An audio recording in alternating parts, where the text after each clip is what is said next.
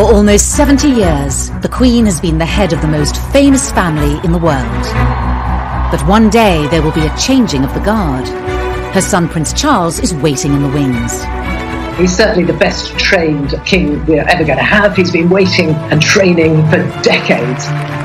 Since birth, Prince Charles has been preparing for the ultimate role, and with that comes a pressure to choose the perfect bride. He couldn't really step out with a member of the opposite sex without the press immediately analysing everything about this person. When you marry into the royal family, you marry into pressure. Tonight, royal insiders share the secrets of Charles and Camilla's rise to the top. The ups, the downs, and the scandal. There was such public debate and debate within the hierarchy of the church and the government about whether a divorced man could become king. Not only had a future king divorced, he then married his mistress. The secret love that rocked the royal family. The Camilla affair did huge damage to Prince Charles's standing. They no longer trusted him, and many people didn't want him to be the future monarch. But have Charles and Camilla finally won the public's affection? Ladies and gentlemen, I'm going to say a few brief words. It's hard to imagine that when Camilla was the most reviled woman in Britain, that today she is wife of our future king. Once young lovers, now 50 years later, are they ready to rule together? Charles was born very simply to be king. I think he's strong enough and positive enough, with Camilla by his side, to make a very positive, good king. The story, as will be written in the history books, will be a great love story. In 21st century Britain, appearances from Prince Charles and Camilla, the Duchess of Cornwall, are a cause of celebration for many. Charles, the longest-serving heir apparent in history, and Camilla, as his future princess consort, has an integral position in the royal family. Ministers, ladies and gentlemen, welcome to Clarence House, and thank you all very much for coming. But as the royal couple celebrate their 15th wedding anniversary, at the beginning of their relationship, this never seemed like a possibility. Since his birth in 1948, Charles has always been the king in waiting. This was just after World War II, and in terms of the stability of the country and the stability of the monarchy, the birth was seen as a major event. It was a moment for huge celebration because Charles was born very simply to be king. The eldest of 4 siblings, and with the future of the monarchy on his shoulders, Charles had to quickly learn the responsibilities of royal life. Charles didn't spend a lot of time with his mother in the early years. She went off on tour and left the children at home with nannies and governesses. He really wanted to do well at everything, didn't want to put a foot wrong. And I think that must have been really challenging. There's little doubt that his early years and his years at school was a very difficult time for him. He also found that he was a centre of so much attention that made him realise that in his particular position there would always be fascination in everything he did. As the future king grew older, questions began to be asked of who would one day be his queen. There was acute interest in his private life from the start, really. And of course, that forensic press scrutiny was something that continued through the years. Any woman that happened to be on his arm was already listed as the future wife and a future queen. It does bring a lot of pressure. He was a fit guy, he was very intelligent. The girls seemed to like him, but he was in a way weighed down by all of these worries of expectations of what was expected not only of him as heir to the throne, but of his future bride. In the early 70s, Charles would make an introduction that would change the course of royal history. Camilla came from a very high society background. She had aristocratic links back through her family, and she had a very kind of privileged high society upbringing. Camilla was engaged to Andrew Parker Bowles. They were going to get married, and then it didn't happen. It was a sort of on-off relationship, and while it was off, Camilla sort of befriended Charles. They clicked immediately. There was a chemistry between the two of them, and really, I think probably Charles fell in love with Camilla from the moment that he met her. In many ways, she did tick the right boxes for a future consort for the Prince of Wales. But did those close to the future king approve? It's fair to say that the senior royals, and certainly the important figures in Charles's life, his mother, his father, and the Queen Mother, who Charles was incredibly close to, he always turned to for advice and would certainly have wanted the seal of approval from. They certainly didn't think that she was suitable future royal bride material. She had a past, and she romanced Andrew Parker Bowles. Parker Bowles had also gone out with Princess Anne.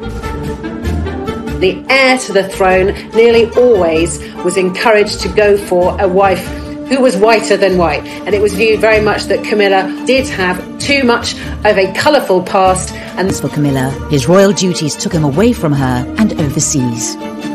Charles was in his 20s. He was having to do military service because he's one day going to be commander-in-chief. He then joined the Navy to follow his father, his grandfather, and his two great-grandfathers.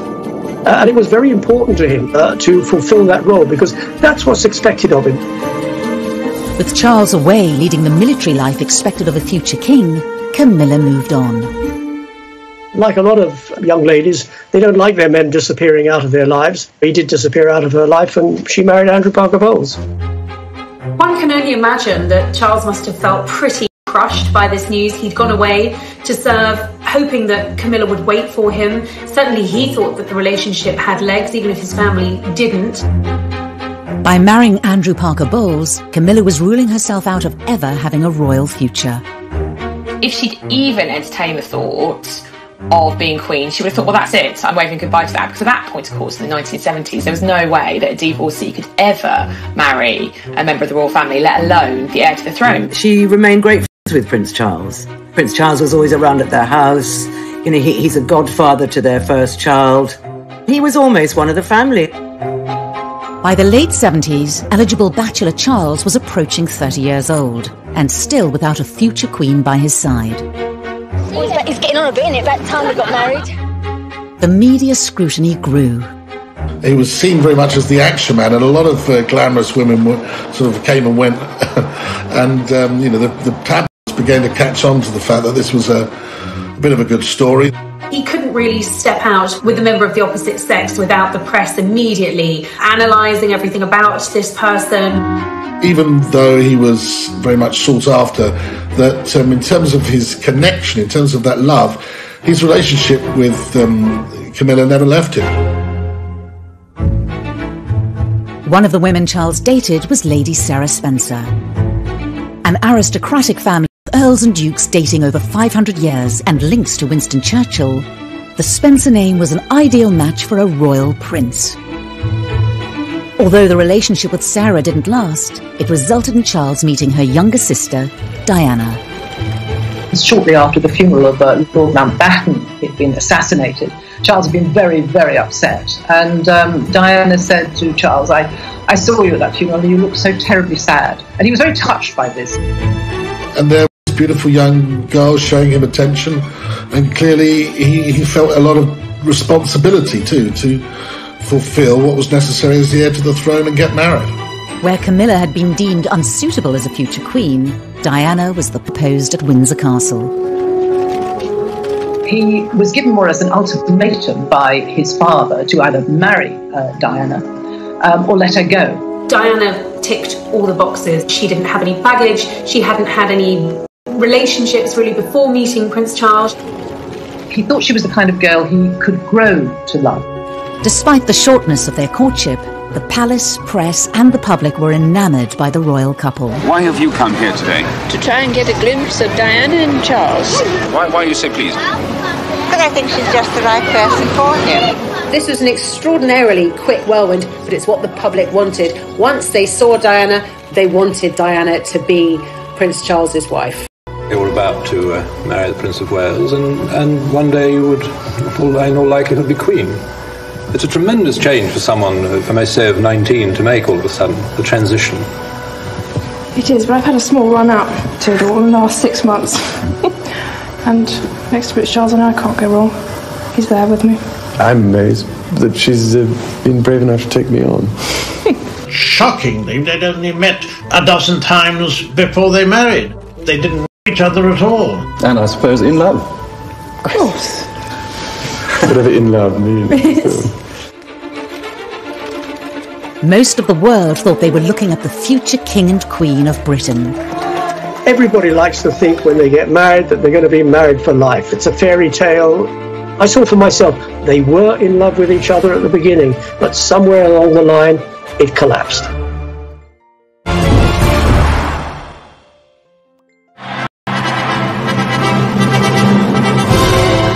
On a hot summer's day, with the eyes of the world upon them, Prince Charles married Lady Diana Spencer in July 1981. The event was watched by 750 million people worldwide. This was a thing of fairy tales. She was so young, so beautiful. Here he was, the future king. It seemed to be, from the outside looking in, a marriage made in heaven. The feeling was electric, from one end of the United Kingdom to the other, from north to south, from east to west. The United Kingdom was granted a national holiday to mark the wedding of the heir to the British throne, who was marrying somebody many thought to be the perfect future queen. They bought the tea towels, they bought the mugs, they turned up outside St Paul's Cathedral, they lined the streets of the Mall, they gathered outside that famous balcony to watch that iconic royal kiss. When the truth was somewhat different. Behind closed doors, marries into the royal family. When you're born into the royal family, you grow up with that pressure. When you marry into the royal family, you marry into pressure. Diana told me much later in one of our private conversations that she had felt like a lamb to the slaughter as she walked up the aisle, which is very sad, but I think she knew that things weren't quite right. And when she saw Camilla in the congregation, was immediately uneasy about it. Most were unaware that Charles and Camilla had remained in close contact. Charles was so close to Camilla that he bought her a bracelet that was engraved with their initials, which Diana found. She was enraged by it. She knew who it was for, and she wanted to know why he was giving this token to Camilla. Camilla's presence was even felt on the couple's 2-week honeymoon, when Charles was spotted wearing a set of personalised cufflinks. Almost unbelievably, Charles wore cufflinks, the C and C, meaning Charles and Camilla. They didn't have anything in common. They didn't seem to be able to talk to each other.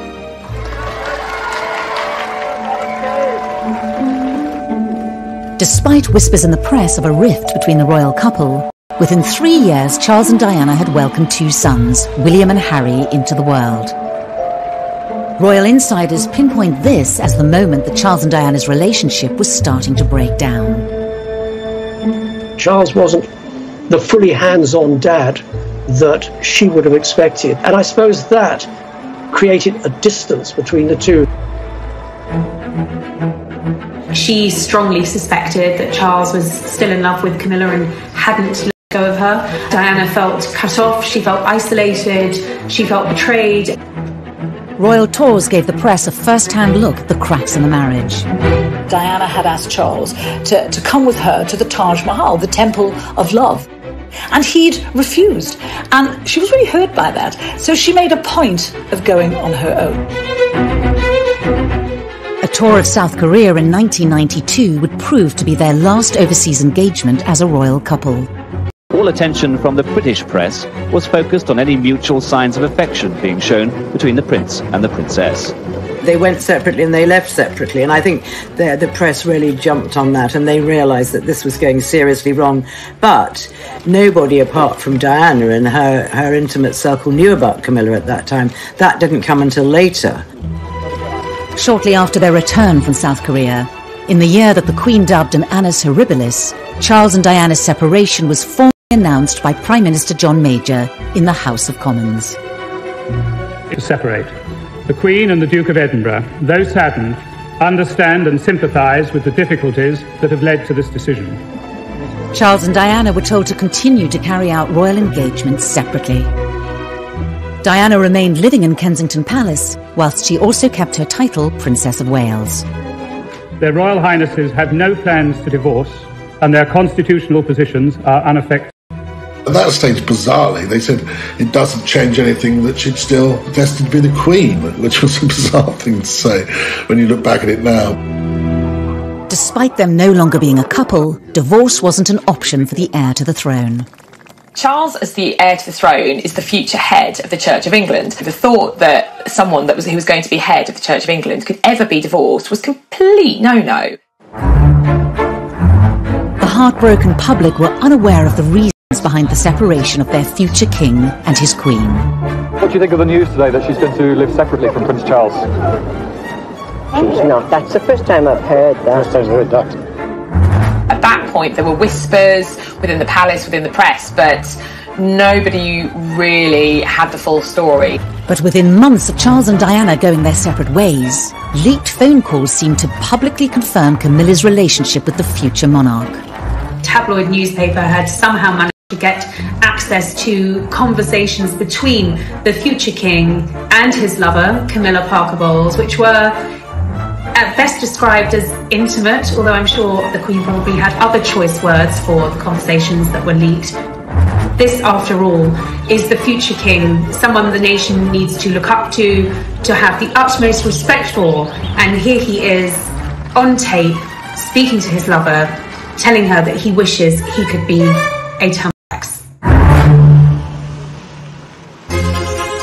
The revelations proved devastating for Prince Charles, whose press image had been at an all-time high just a decade earlier. Prince Charles was in Shetland today, doing his best to look as if personal problems were the last thing on his mind, and he avoided all questions about the Camilla Gate tapes. The Charles-Camilla Gate was catastrophic, and it was the beginning of the public's absolute hatred of Camilla, and his standing plummeted as well. People thought he was ridiculous, they thought he was cruel, they deemed them both to be incredibly cruel to have done this to Diana.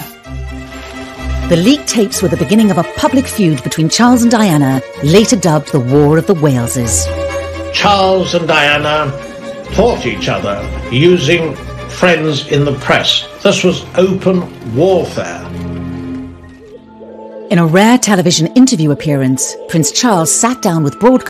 Mrs. Parker Bowles is a great friend of mine. I have a large number of friends. I'm terribly lucky to have so many friends who I think are wonderful and make the whole difference to my life, which would become intolerable otherwise. And she has been a friend for a very long time. During the unprecedented documentary, Prince Charles publicly confirmed for the first time that he'd been unfaithful to Diana. Dickie Arbiter was Prince Charles's press secretary at the time. And I warned them at the time, it would have to be warts and all. You cannot deny anything, you cannot leave anything out, and nothing was left out, because Jonathan Dimbleby asked the Prince of Wales about extramarital relationship. Did you try to be faithful and honourable to your wife when you took on the vow of marriage? Yes, absolutely. And you were? Yes. Until it became irretrievably broken down. He admitted that he had been unfaithful, although he said not until his own marriage had irretrievably broken down, both of us having tried. But that was the headline: Charles admits adultery. To go from a wink, wink, nudge, nudge, such and such member of the royal family has got mistresses on the side or, is having affairs, was quite different to actually hearing from the future monarch, I have been unfaithful to my wife, and my wife is Diana, one of the most popular women on the planet. He was very upset with the negative press, as anybody would be, and it was very negative. It was very vicious. Less than a year later, Diana, still with her Princess of Wales title, retaliated with a revelatory BBC Panorama interview with Martin Bashir. It was an absolute secret. No one knew about this. Very few people within the BBC knew it was happening. I certainly didn't know, as the BBC's royal correspondent, until 24 hours before it was going to go out. In the hour-long interview, Diana laid bare details of her marriage, as well as confirming that Charles had been having an affair with Camilla. Your husband renewed his relationship with Mrs. Camilla Parker Bowles. Were you aware of that? Yes, I was. But I wasn't in a position to do anything about it. A husband who was having a relationship with somebody else? Was a husband who loved someone else, yeah.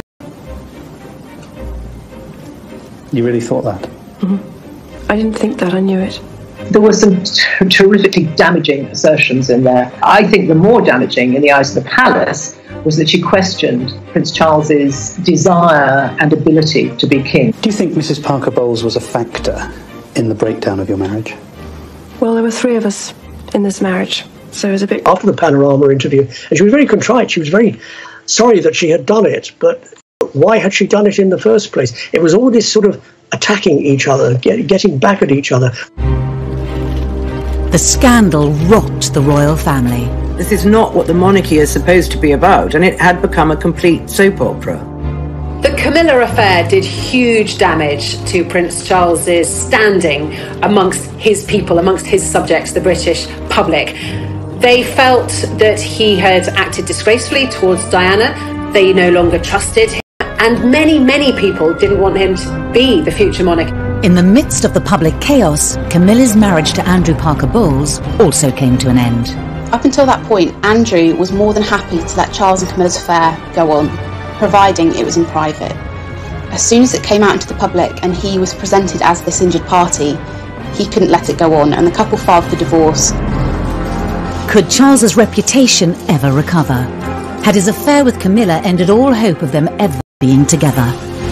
By this stage, of course, there was no prospect of her, realistically as it was seen at that time, of ever becoming Charles's wife.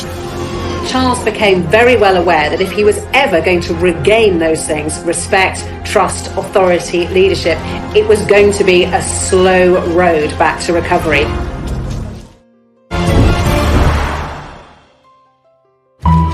Charles and Camilla's affair had been explosive for the monarchy. Prince Charles was in Shetland today, and he avoided all questions about the Camillagate tapes. The popularity of the future king was at an all-time low with the public, as was Camilla's. So at this point in the kind of mid-90s, Camilla her reputation was absolutely traduced. She was a marriage wrecker, she was a temptress, she looked like a horse. People would spit at her in the streets. Her public reputation that she was a complete evil witch, and she had seduced Prince Charles from his gorgeous wife. She was, I think it's fair to say, the most hated woman in Britain at one point. Charles's relationship with Diana had also sunk to a new low. Things just got so toxic, and they really were toxic between Charles and Diana. They couldn't even be in the same room as each other. And I think it was having a really bad effect on William and Harry. The marriage problems of Charles and Diana have cast a shadow over the royal family. Now the Queen has decided to bring the whole issue to a head by advising them to divorce. There's no doubt at all that as Supreme Governor of the Church of England, the Queen certainly did not welcome the prospect of divorce. But since there was such enmity between the couple, there was absolutely no choice. HRH the Prince of Wales versus HRH the Princess of Wales. This was unprecedented. Of course, Charles, as a future king, is going to be the head of the Church of England. The Church of England does not condone divorce. So this was damaging for the royal family. With all these revelations, with all the press speculation and coverage of a bitter divorce between the couple, no one would ever think of Prince Charles as the next king. He was widely considered unfit to be the next monarch of Great Britain. Charles's position as the future king looked precarious, and his relationship with Camilla was damaging his standing within his own family. He had been so determined to stick by Camilla, to keep her in his life, that he'd alienated not just the public, but many members of his own family too. The Queen did not want the pair of them to be together. She had said time and time again she wanted the relationship to be over. During this difficult time, there was only one person he could turn to and truly confide in. While Camilla was absolutely reviled in England, hated by a lot of people, to Charles, she was his absolute pillar of strength. You know, she was his rock, and really, she was everything to him. Charles was determined to continue his relationship with Camilla and one day make her his future queen. Anyone close to the Prince of Wales, and that included his mother, knew that when it came to Camilla, she was non-negotiable, and Charles made that very clear from the outset. He hadn't gone through everything he'd been through, the public humiliation, the admitting of adultery, not to be with Camilla at the very end of it all. When Camilla was divorced and Charles was divorced, it kind of opened up the possibility of the two of them getting together, but both of them being very sensible people and grown up, realised that this would not be a walk in the park. They would have to do it very gently to ease Camilla into society.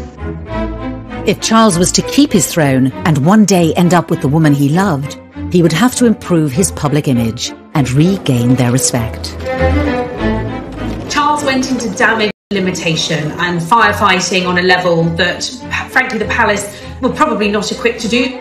Charles employed Mark Bolland, a very seasoned and experienced PR professional, to rehabilitate his and Camilla's image. One of the ways he did that was he absolutely befriended all the newspaper editors, he befriended all the newspaper owners, and he gave those editors stories, favourable stories about Charles, about Camilla. And he would feed us little bits of information. He would tell us what Camilla was up to, what Charles was up to, what his feelings were about Camilla.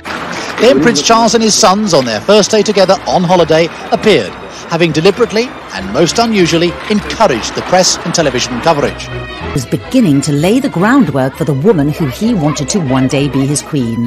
But in 1997, tragedy struck. We have reports from Paris that Diana, Princess of Wales, has been killed in a car accident.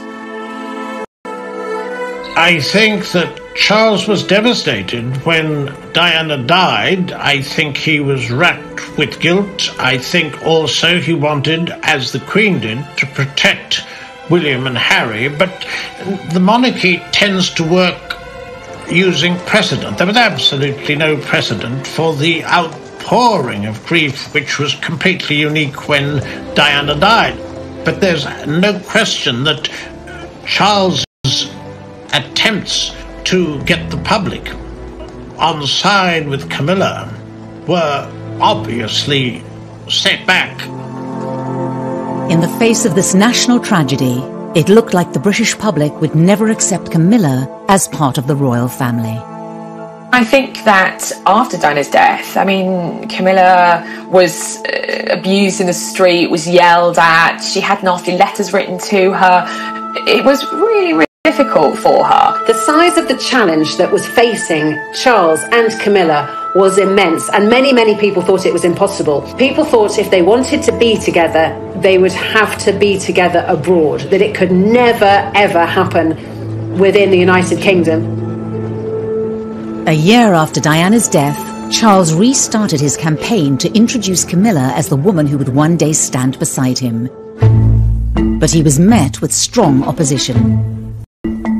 The Queen was quite clear that she was not going to meet Camilla. She didn't want to hear about Camilla, and it was still a name that really wasn't widely spoken in palace corridors. She, as constitutional monarch, felt she should uphold the standards that she'd adhered to all her life, and should she accept that her divorced son should be with a divorced woman? Should she condone this relationship? Was that what her faith, her religion, she's very religious, would guide her to do? The Queen may have been having doubts, but on Charles's staff, it was decided that they needed to forge ahead with introducing Camilla to the great British public and bring her out into the open as Charles's partner. There was an attempt to do it at the wedding of Santa Palmer Tompkinson, and her mum, Patty, was Camilla's best friend. So they were going to try and be together there, but that couldn't happen either because they decided they would upstage the bride, and that wasn't fair. There had been suggestions that the Prince and Camilla Parker Bowles would take the opportunity to go public with their relationship, but she joined other guests well before him, looking relaxed and... The couple were invited to the birthday party of Camilla's sister Annabelle, to be held at the Ritz Hotel in London. It was seen as the right opportunity to give the British public their first glimpse of Charles with his future consort Camilla by his side. It was dubbed Operation Ritz. I remember being in the newsroom, and it was a cold day in January, and rumours started to knock about that something was going to happen down at the Ritz, and that maybe we were going to get sight of Charles and Camilla together for the first time. Mark Boland was giving sort of the nod and the wink that actually we ought to get our ladders down there. So I said to the news desk, right, get the ladder down there. Well, there were 200 cameras there, I think.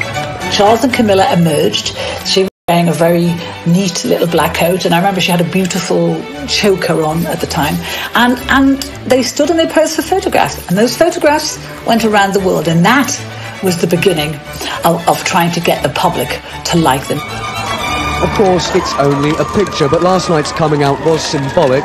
Whatever people think about Camilla and Charles, they're telling the world we're a couple, and you better accept it. This was a big statement. Camilla was going to have some sort of formal role in the future, because there she was on the arm of Prince Charles, very officially his date for the evening. This really felt like a turn in the road. Suddenly, Camilla wasn't just Charles's mistress. Now she was his companion. Now the press had their first picture of them, it was down to the Queen to give the relationship the seal of approval. In 2000, she agreed to attend a birthday party for King Constantine of Greece, to be held at Charles's home, Highgrove. So on the guest list was Camilla. It seems Camilla's friendship with King Constantine of Greece, seen here at his daughter's wedding, was crucial to her inclusion on the guest list for his 60th birthday party today. The Queen, it seems, made a very deliberate decision to attend. As the press officers in the royal family are very frequently reminding me that, Emily, private things remain private. Sometimes private things do not remain private when they want to send a message. And at that particular point, they wanted to show, or at least Charles wanted to show, Camilla had got the ultimate seal of approval from his mother, the head of state, the Queen. The Queen knew that if she met Camilla in a formal or semi-formal capacity, it would be a really, really big deal. Buckingham Palace are playing down the importance of today's meeting, but for Charles and Camilla, it is a milestone. The heir to the throne's long-term companion, now accepted in royal circles.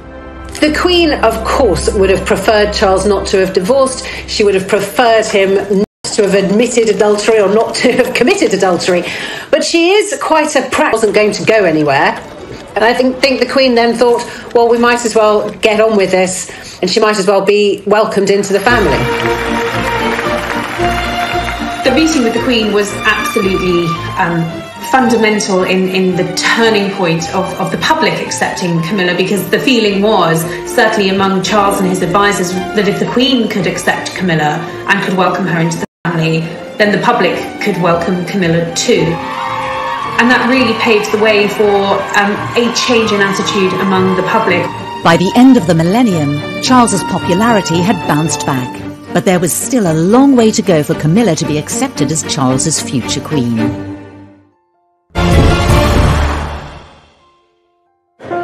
As king-in-waiting, Charles will not only inherit the throne one day, but also become supreme governor of the Church of England.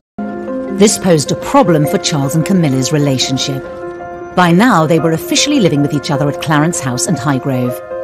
But was Camilla's status as common-law wife appropriate for a future king and head of the church? Marriage would make the relationship far more appropriate. I think there was pressure from the outside that really he had to make this official. As his position, he's going to be head of the Church of England, defender of all faiths as he wants it to be when he becomes king. And frankly, I think from his kind of professional point of view as future king, I think it needed to happen. But there was a problem. The Church of England did not approve of divorcees remarrying.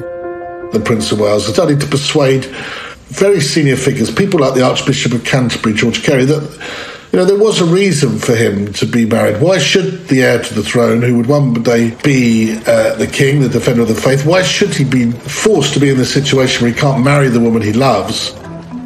Why is it for them to be partners? And so I think people gradually came round to the feeling that it was just the right thing to do. Possibly one of the last to be persuaded was Her Majesty the Queen, a very high church believer in the marital state.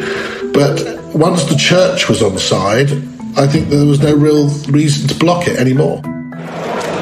They've waited long enough, but tonight they emerged as a couple soon to be wed. In February 2005, 56-year-old Charles and 58-year-old Camilla announced their engagement.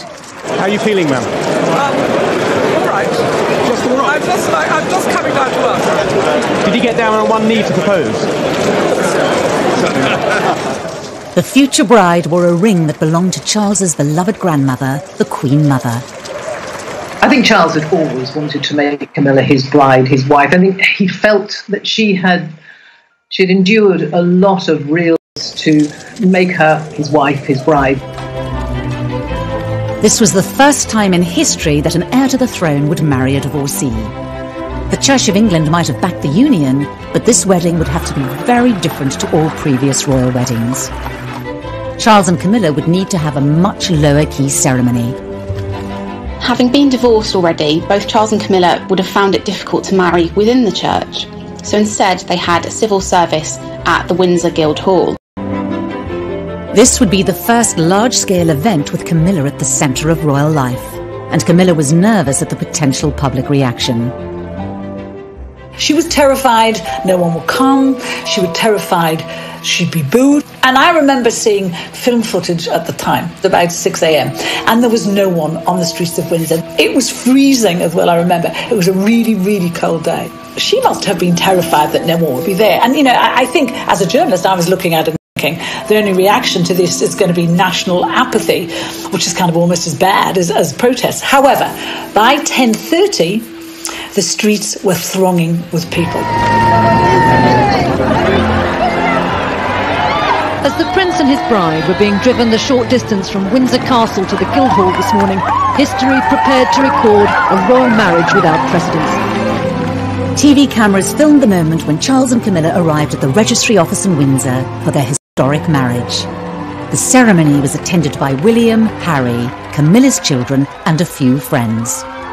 The Queen, as head of the Church of England, did not feel that she could attend, but she did join the couple for a blessing at St George's Chapel afterwards. The first time the public got to see the Queen really close to Camilla was when Charles and Camilla came out of St George's Chapel after the blessing of their wedding ceremony. And there was a picture that didn't appear to be staged. It seemed very, very natural, but there was Camilla by the Queen's side, the Queen looking very happy, very relaxed, and, well, Charles looking like the happiest man on earth, because I think on that day he probably was. And she looked gorgeous. I mean, she looked fantastic in the outfit with that beautiful dress and the headdress. And I thought that she looked the best, you know, she'd ever looked, really. And I think people really at that time thought, well, why shouldn't these two, who were the picture of happiness, who had this long, long love affair on and off over many years, why shouldn't they find happiness? Camilla was now officially part of the royal family. The palace announced that she would be called Princess Consort when Charles becomes king. The Queen also gave her a title of Duchess of Cornwall, which is actually her secondary title. Legally, she is Princess of Wales. But Camilla knew how fond of Diana the public had been. It wasn't going to wash with them that she would be the next Princess of Wales. I remember when they got married, it was 8 years after the death of Diana, Princess of Wales, and feelings and memories were still running high. So she's used the other title, Duchess of Cornwall. She's quite comfortable with it. Titles do not matter to Camilla. She doesn't really care one iota what she's called, as long as she's not called anything rude. The wedding drew a line under Charles and Camilla's past once and for all, and allowed the world to look to the future of the monarchy. For all the spin doctors and PR that had gone on for years behind the scenes, the thing that really transformed Camilla's public image was the royal wedding, because that was her becoming a member of the royal family, and therefore she was no longer an outsider. She was the Duchess of Cornwall. She is a future queen. So the marriage changed everything. Who would have thought that 10 years before, the woman who had been vilified by the British press, Camilla Parker Bowles, was a potential future Queen Consort? Now that Camilla was officially part of the royal family, the British public could see what sort of future consort she would be. Of course, once she had married into the royal family, she became Charles's consort. She was there with him on royal engagements. She accompanied him on some royal tours, and actually Camilla proved to be incredibly popular. She did her own PR. She didn't need a spin doctor. She did what she does best. She engages with people. She has a good relationship with the press pack. She doesn't upstage the Prince of Wales in any way. They are a great team. We have to remember that she didn't have a job. She left school with one O-level and she didn't have a career. She wasn't a career woman. And at the age of about 60, she had to learn how to work very hard, because Prince Charles does about 502 engagements a year. He keeps going all the time. He works every day, including Christmas and Easter. As Charles's future consort, she has also thought very hard about the charities that she supports. All senior members of the royal family have their favourite charities, the charities they support, the issues that they're most passionate about. In Camilla's case, it was very difficult for her because so many causes that we understand she actually did care about were associated with Diana. And she had to be so careful not to tread on Diana's image and Diana's favourite subjects or favourite charities, because, of course, it would look like she was trying to walk in. She's very committed to quite a number of charities. One of them, the Osteoporosis Society, because her mother died of osteoporosis. Another is learning, book reading, education, and abuse against women. She's very committed to that as well. Now, the purpose of asking you all here today is to try and form a united front to help victims of rape and sexual abuse.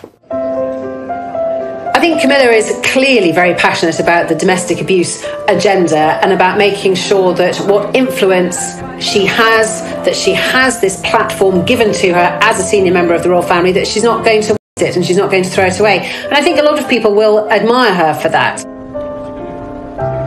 As the wife of the heir to the throne, Camilla's image has radically changed.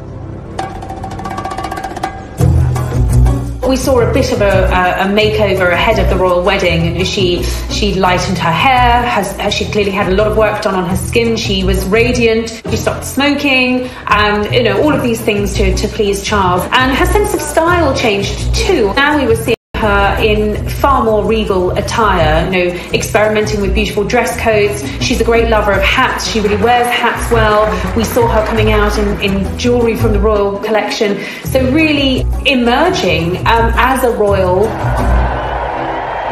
As Duchess of Cornwall, she suddenly began to scrub up pretty well.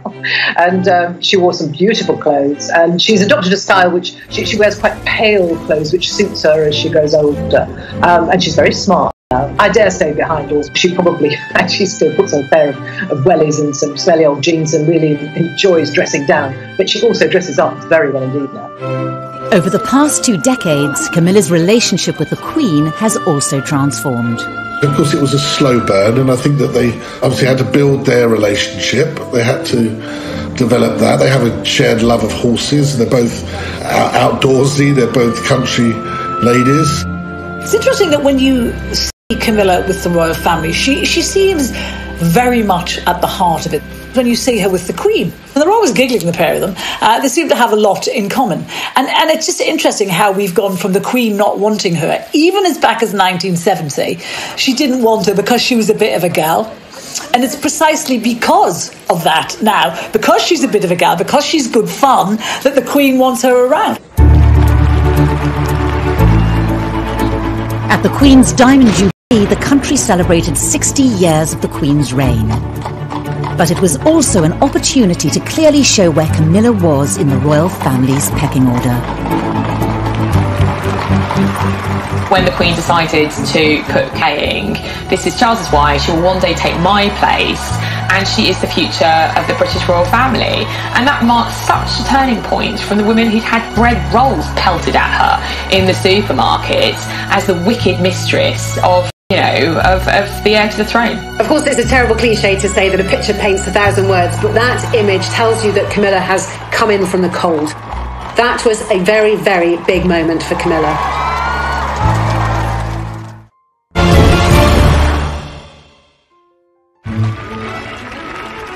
By the time of her wedding to Prince Charles in 2005, Camilla Parker Bowles's journey from royal mistress to royal wife had been extraordinary. Labelled a marriage breaker by the press and reviled in public, she had fought hard to win her place next to Prince Charles. Whatever people think about Camilla and Charles, they're telling the world we're a couple. Despite her place in the nation's affections and the approval of the Queen, she still had to convince the hardest judges of all: the rest of the royal family, and in particular, Princes William and Harry. Camilla's relationship with William and Harry has always been quite tricky. Diana obviously painted Camilla as the marriage wrecker. For the Prince of Wales, the first proper meeting between his son William and his longtime friend Camilla Parker Bowles was obviously a significant event. The princes were in their mid-teens when their father's relationship with Camilla became public. Harry refused to see her to start with. Harry wears his heart on his sleeve. He was in his teenage rebellious phase, smoking dope and kind of getting into trouble.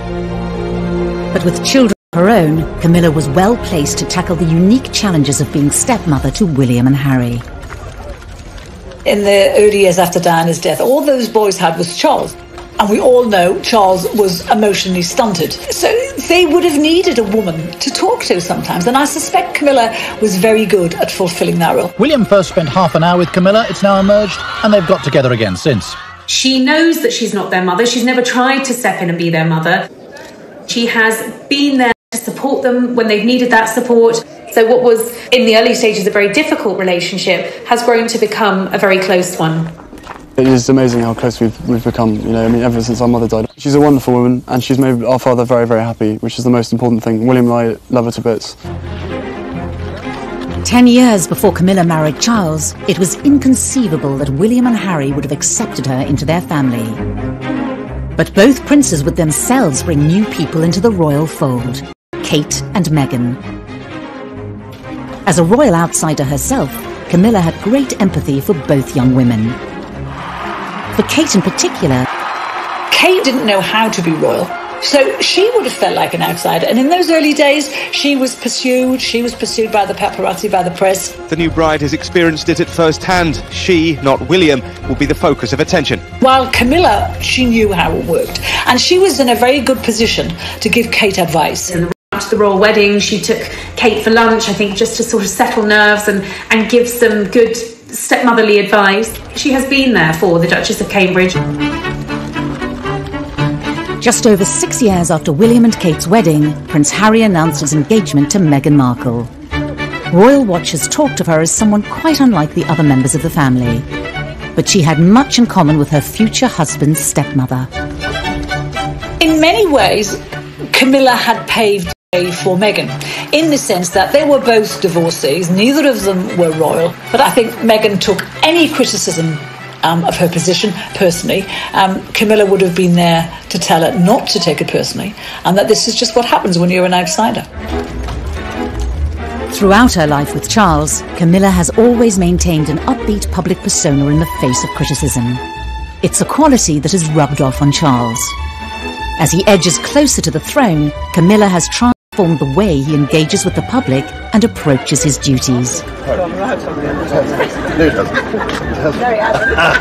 I think it's very clear when you look at Charles and Camilla over the last 15 years what a difference she has made to his persona, to his outlook, to his demeanour. We don't want to laugh. He's just clearly a much happier person now. He's relaxed a bit. In 2017, on a trip to Canada, Charles and Camilla visited native communities. One of the things laid on was this Inuit couple who were throat singing. And it sounded very much like two people having sex. Charles and Camilla were tickled pink by this. They were giggling like a couple of teenagers. And that would never have happened 20 years ago. Charles was a very serious, not a very humorous man. She lights up his life. She understands his moods. She understands how to get him out of those moods. She knows what makes him laugh. He loved that she was fun. Camilla has played a large part in softening Charles's public image during his long march to the throne. The awkward young man who blushed before the cameras. How you feel today, both of you? A confident public figure through the influence of his second wife. I think that Prince Charles would say that Camilla had been the making of him. I think she would be very modest about it and say absolutely not at all. But there may be one area of Charles's public activity which Camilla is powerless to change. His now infamous so-called political meddling. The results of human activity warm even this remote ocean. He has been outspoken on many issues in the past, and some of which have landed him in hot water. In 1984, at a prize-giving dinner for the Royal Institute of British Architects, Charles denounced a proposed extension to the National Gallery. What is proposed seems to me like a monstrous carbuncle on the face of a much loved and elegant friend.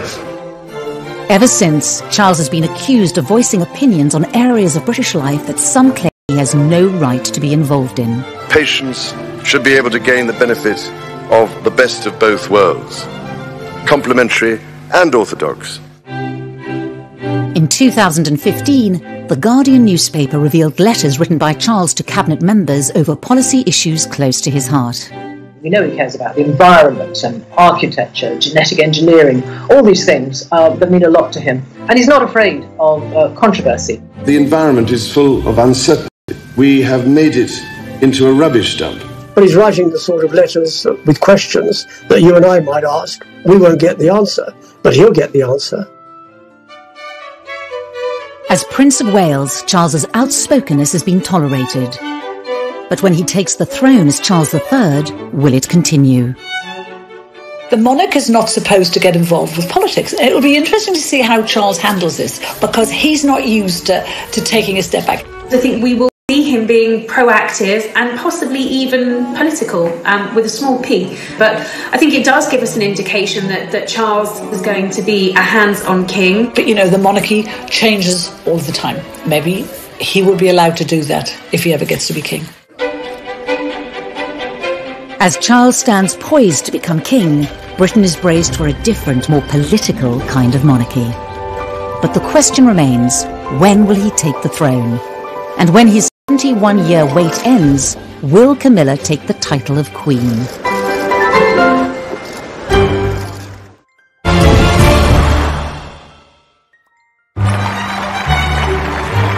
Prince Charles is the longest-serving heir to the British throne in history. In 2020, at the age of 71, his wait to become king continues. Yet with Prince Philip, the Queen's greatest supporter, the centre of royal power for Charles to fill. Prince Charles has stepped in where Prince Philip would have been. He now joins the Queen for the Royal State opening of Parliament. It's been suggested that Charles would be the next head of the Commonwealth. This is an occasion to celebrate with renewed pride our remarkable Commonwealth family. It makes sense because it provides the continuity and stability of this 53-nation club. He's been the official mourner-in-chief when it comes to attending state funerals. I think what we're seeing is a gradual handover of power. There is talk of him being more shadow king than Prince of Wales. After so long on the sidelines, Charles is now on the cusp of stepping onto the British throne, with Camilla firmly by his side. But what kind of leadership style will we see under Charles? I think he's strong enough and positive enough, with Camilla by his side, to make a very positive, good king for our times, whatever kind of times we have.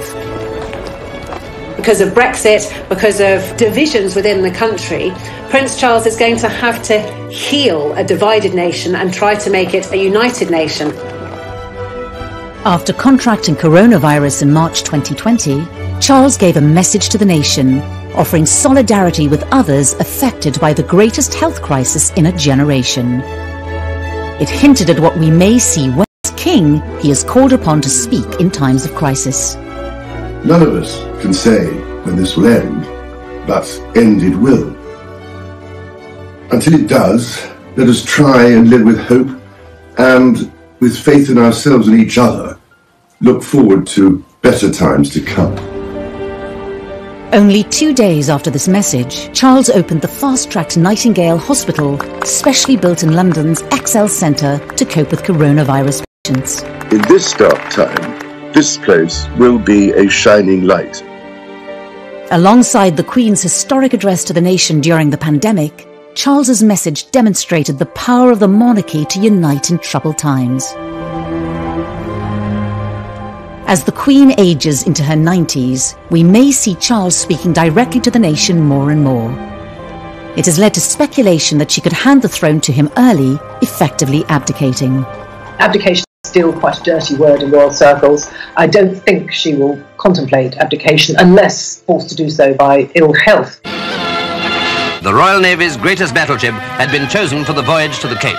When the Queen famously made her address to the nation in South Africa in her 20s, she swore she would be Queen for the rest of her life. I declare before you all that my whole life, whether it belong of our great imperial family to which we all belong. The vows that she made on her 21st birthday to serve until she takes her last breath, I think those vows are as true to her now as they were then.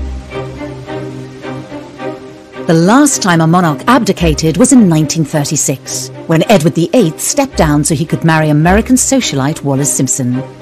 As a divorcee, the morality of that era made her an unacceptable bride for the king.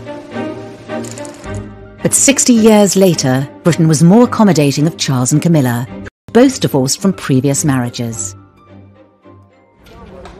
Abdication may not be palatable to the palace or the public, but further back in royal history is an example of another way that power could be handed over to Charles. In 1811, as George III became incapacitated with mental illness, Parliament invoked the Regency Act, whereby his son could rule in his name as the Prince Regent. The Regency Act remains at the disposal of any reigning monarch.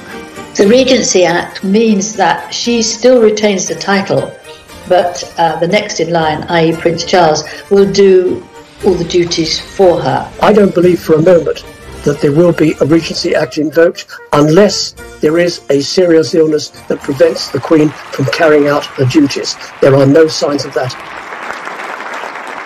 However it may happen, the rule of Charles III edges ever closer, with Camilla destined to be by the king's side. 20 years ago, it was inconceivable that the British public would have tolerated her in this position. But today, it seems she will be welcomed warmly into the role. But will there be support for her taking the title of Queen, even though Clarence House stated she would be Princess Consort at the time of their engagement? I think after everything that she's been through, all the vile press that she had to put up with, the names, the backstabbing, I think he will want her to be Queen Camilla.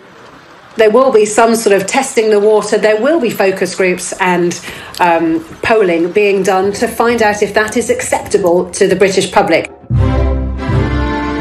I mean, what a rehabilitation. She was the most hated woman in Britain. She had, tempted him away from his perfect wife and children, and they were having this affair, and it caused this divorce and the scandal of the 90s. To then be crowned as Queen Camilla is absolutely extraordinary.